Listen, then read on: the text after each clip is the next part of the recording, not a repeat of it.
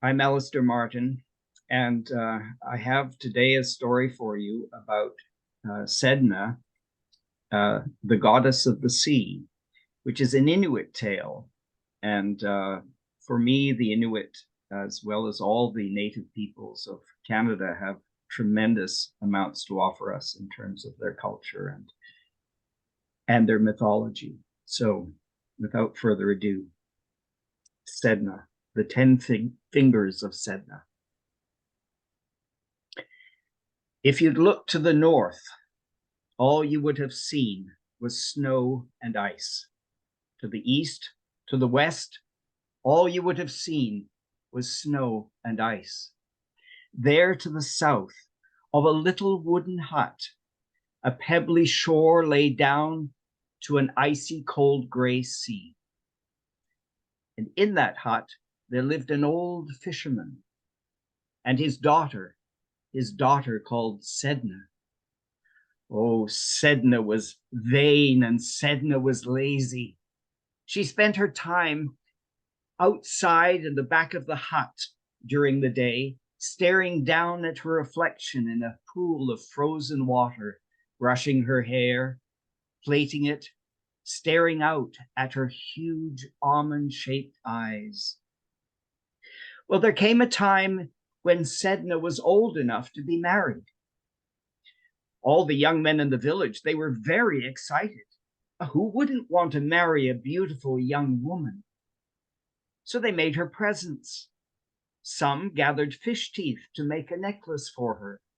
Others gathered shells to make a bracelet for her slim wrists. One made a comb. Another found a log and dug it out and made a boat for her. The young men were shy. They didn't want to go alone, so they all lined up and, laughing and jostling, they made their way, their feet crunching in the snow, to Sedna's hut. Sedna wasn't interested in young men from the village. She stayed outside, or rather inside, in her hut in the darkness, as her father ushered the young men in one by one. So, one by one, the men presented their gifts. And Sedna, she looked at them and threw them into the corner of the room. And she spat at the feet of the people, the young men. You see, Sedna was very beautiful outside, but on the inside, she was rather quite ugly and vain. Her father blushed and ushered all the young men out. Not long after that, all the young men were working in the village, and one of them looked up and saw a dark figure in the village. No one had seen him come. He was dressed in a long cloak and had a hood over his face. You couldn't see the features of his face at all. But they should have known that something was wrong, because his feet made no sound on the snow as he made his way towards Sedna's hut. Sedna couldn't hear him coming, but she felt him coming. She waited for him outside the hut and met him at the corner. His hands were empty. He didn't bring a gift. He wooed her with his words. Come, Sedna, come with me. You'll live in an airy palace. You'll sleep in a feather bed, and you'll never have to work again. And then the man turned away, and he made his way down the pebbly shore towards a boat. He held his hand out behind him. Sedna reached for it. She grasped it. She should have known something was wrong, because his hand was icy cold. The man got into the boat. Sedna got in behind, and off they went. Where are we going? How long will it take to get there? And now the figure in the front of the boat did not answer.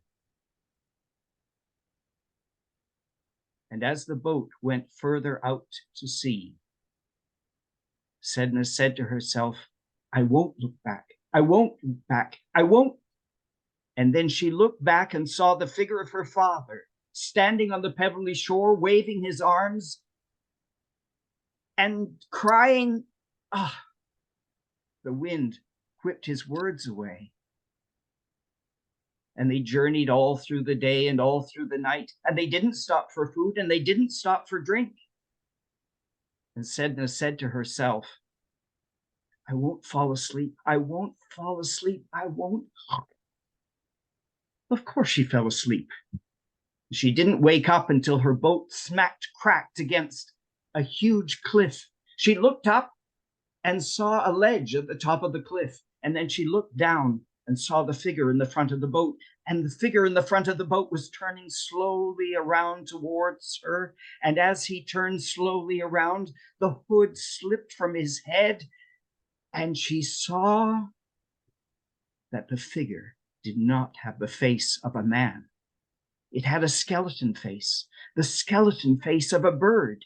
And his long cloak was now oily black wings, and his hands, they were the claws, the talons of a massive bird. He leaned towards Sedna, grabbed her, lifted her up out of the boat, beating his massive wings down and up, up, up. And then he dropped her, not into the boat, not into the sea, but up onto the ledge. And then Sedna saw that she had been tricked. This was the airy palace. The wing of the bird was the feather bed. And there was no work to be done because there was no work to do. When the bird flew off to get food, Sedna, after days and days, her hair all frizzed up with the salt sea air, her skin cracked and dry, her nails long like claws, she crouched on the edge of the ledge. She cried out, Father! Her voice bounced from rock to rock, from iceberg to iceberg, until it reached her father, standing on the pebbly shore. Her father heard the voice of his daughter. He got into his boat, pushed off, and paddled and paddled. He paddled all through the day and all through the night. I won't fall asleep. I won't sleep. I won't. Of course, he fell asleep. And he only woke up when his boat cracked against a huge cliff. He looked up and saw his daughter like a half-mad bird woman looking down at him. He climbed up and up and up, scraping his skin on his knuckles until he stood on the ledge beside his daughter. Come with me, quickly, come. Get me off this ledge, Sedna cried. So she was still angry. He helped her down. They both got into the boat and they pushed off. Even Sedna paddled hard away from the cliff. I won't look back. I won't look back. I won't. And then she looked back and saw a black dot in the sky, a dot getting bigger and bigger because it was getting closer. It had wings. It was the bird. Faster, faster, Sedna cried. But the bird swooped down, claws, talons out, and hooked them into Sedna's bird nest hair. He lifted her up out of the boat. She was kicking and screaming. Her father stood up, took his paddle, and boom, bashed the bird across the chest. He dropped Sedna back into the boat and went screaming, wheeling across the sea. Faster, faster, cried Sedna. But the bird was hovering over the sea, summoning up a magical storm. A whirlpool appeared. The whirlpool got bigger. The little boat was caught up in the whirlpool and spun around, spun around, spun around. It's all your fault, Sedna cried. Her father had had enough. He stood up, leaned towards Sedna, hooked his hands under her armpits, and he threw her out of the boat. Sedna fell into the icy cold sea.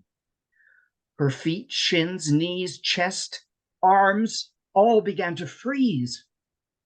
She shot her hands up toward the side of the boat. She was rocking down and up, down and up. Pull me in, she said. No, said her father, and he lifted his paddle and brought it down over one of her frozen hands. 5 frozen fingers flew up into the air, spun around 3 times, and fell back into the sea, where they became the seals of the ocean. Pull me in, she said. No, said her father. And he brought his paddle down on Sedna's other frozen hand. 5 frozen fingers flew up into the air, spun around, and fell back into the ocean, where they became the dolphins of the sea. Sedna could hold on no longer, and she slipped down, down, down to the bottom of the sea. But she did not die. It is said that Sedna's father lay himself down in the bottom of his boat, and the tide took the little boat to a cove. And that night, as he lay face down, spread-eagled on the ground, the sea came in and dragged him back to the bottom of the ocean, where he drowned. But Sedna, at the bottom of the ocean, she did not drown. The seals came to her that were her fingers. The dolphins came to her that were her fingers. They sang her songs. They danced around her. They combed her hair. They smoothed her skin. They made her happy. And it is said that when Sedna is happy, well, the seas are calm. The fishermen can fish. But when she is angry, the seas are wild, and great storms rage over the ocean. And that, they say, is how Sedna became the goddess of the seas.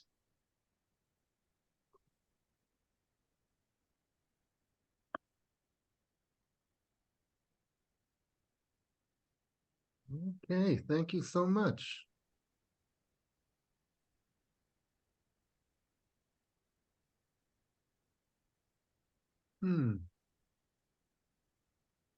So before she was goddess of the sea, I'm sorry, I asked such mechanical questions, but did she live in the sea before then?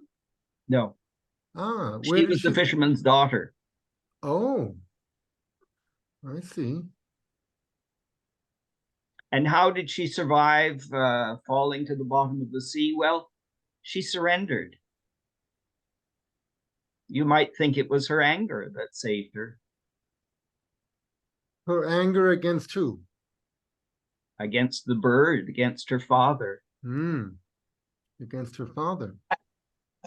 I like it because it says that anger is a right also. It is a right to be angry. It isn't bad to be angry. It just happens. I like it in that sense.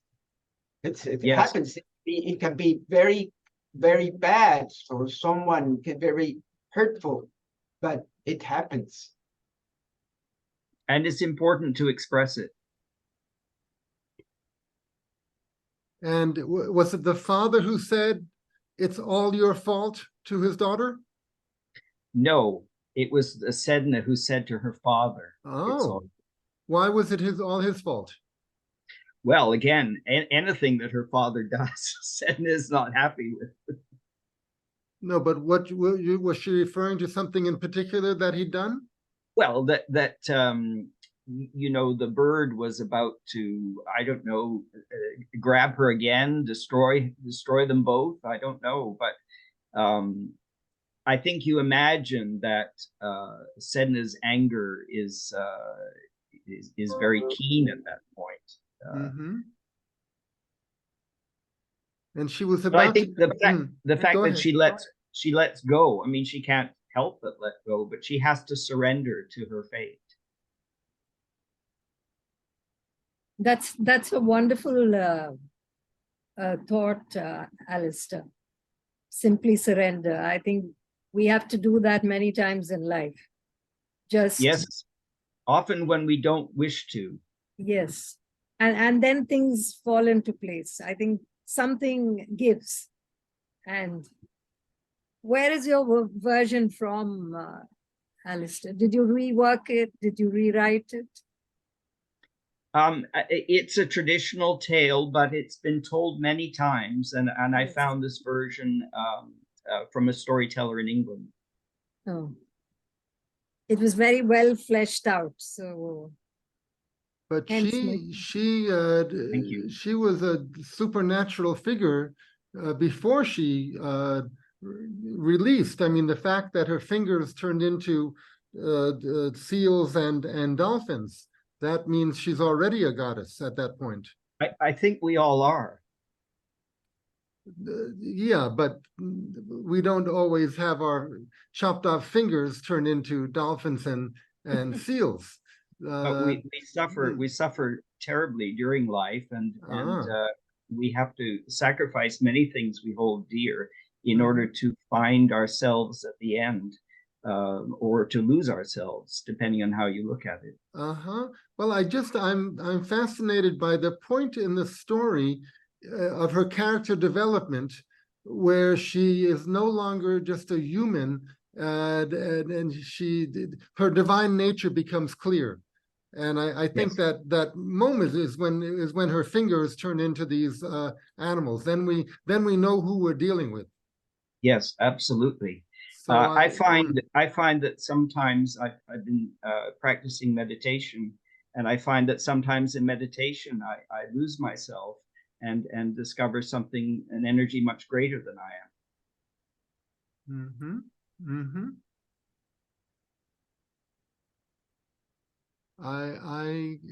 I'm interested in this point in many stories where something that was just a human story suddenly becomes a cosmic story.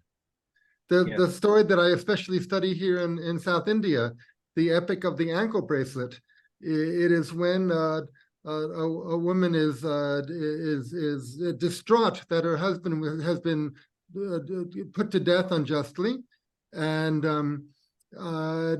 she calls upon the god of fire to burn the entire city, to cleanse it, because that the city is where her husband was put to death, and she holds the people partly responsible.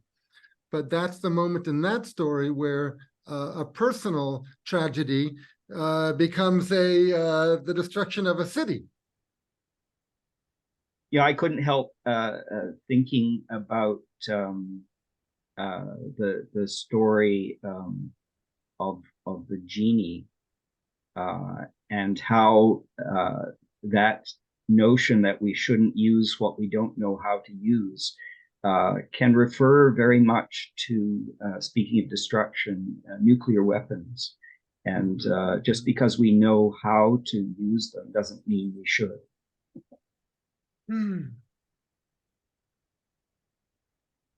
And that's another example of things, the scale of things suddenly changing.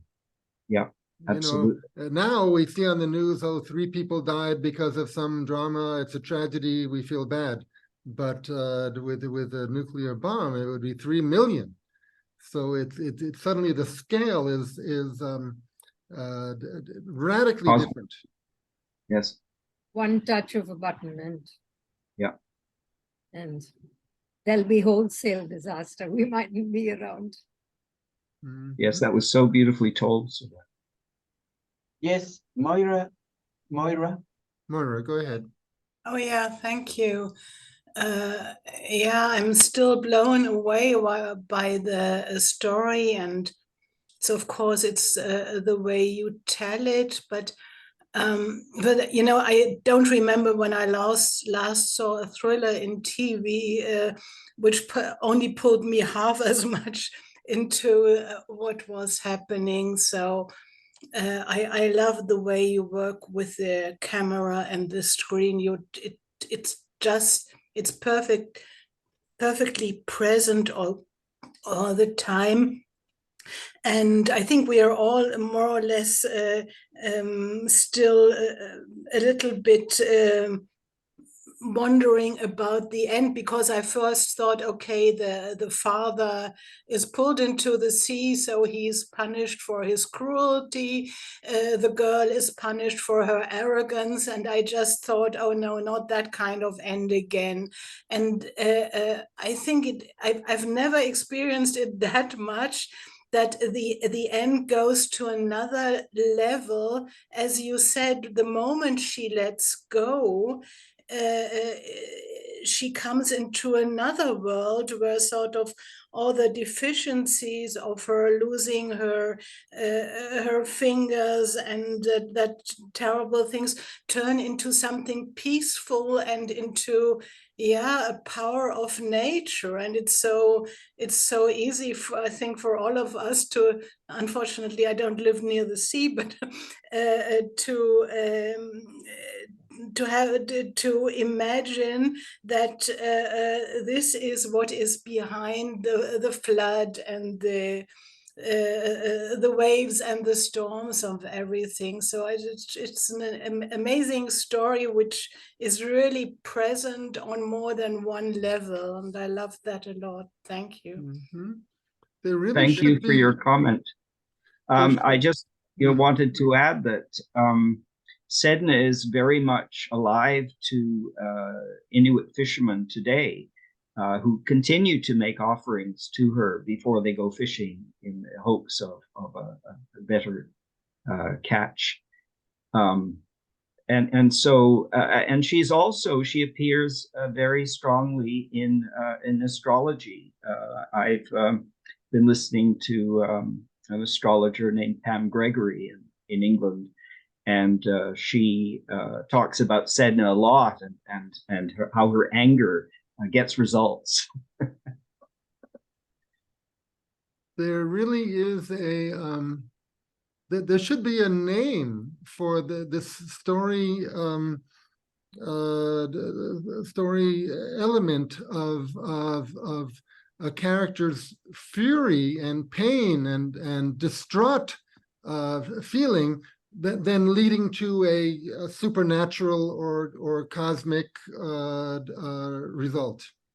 Well, it's a kind of catharsis, isn't it? It's a transformation where the personal blossoms out and infuses nature. Yes. I'm thinking of Prospero. Becomes one with nature. Yeah. I'm thinking of Prospero in The Tempest, where he, through his magic, he is able to raise a tempest because he was betrayed, and now he's going to get his justice. But anyway, I'd like there to be a name for this kind of element in story. I'm sure the people who have classified all the different story elements in folktales have a name or a number for this, but I would like to know what it is. Isn't that just, I don't know much about Indian mythology, but is it just that happens to Kali, or it's not the same?